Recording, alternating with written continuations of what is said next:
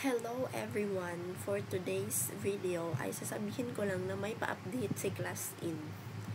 'Di ba? Ako din ay sobrang na-shock kasi panibagong na naman to ng Class In, pasabog.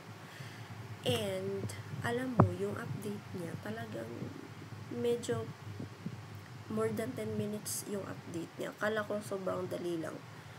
Anyways, ganun lang din naman. Pero di kasi ako gumagawa ng room para sa next class ko. Kasi mismo yung class monitor ko yung gumagawa nun. Kaya, di ko alam kung, pero para talagang merong nagbago. Like, yung, ang tawag nun, sa name, sa file, sa folder, yung ganun. Kaya, yun, kung alam ko kung nag-ESL kayo and then Class In yung gamit nyo, siguro nagtataka din kayo. And some of you naggumagamit ay Zoom, VooV, parang VooV yun pag-pronounce, VooV. And meanwhile sa akin, sa private ko, ginagamit ko yung VooV. And doon, mag-share screen ka lang ng file. Ang pangit lang kasi di ka makakapag-type. Na-try ko lang is PDF kasi yun. Parang i-check. Mag-underline ka lang, mag-circle ka lang ng word, ng picture, ganun lang. Yun lang. Sa Zoom, di ko pa siya nagamit na habang nagtuturo. Also, Google Meet, di ko pa din nagamit. Yung nagamit ko lang is Class In and VooV. Yun lang. And sa mga nagtatanong kung ang requirements ng ESL, kailangan ba ay undergraduate, college level, chuchu. Hindi naman lahat ng ESL company naghanap ng college graduate or diploma. Yung iba is yung talagang ESL requirements lang. Like, self-introduction video, resume, certificate, teaching certificate, TFL and TESOL.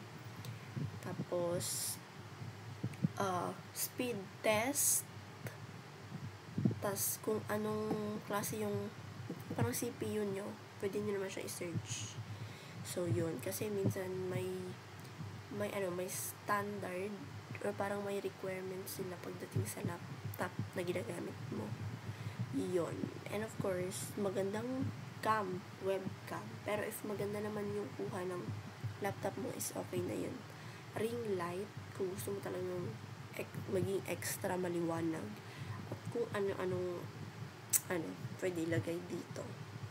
And also, stuffed toys. You need this. Diba?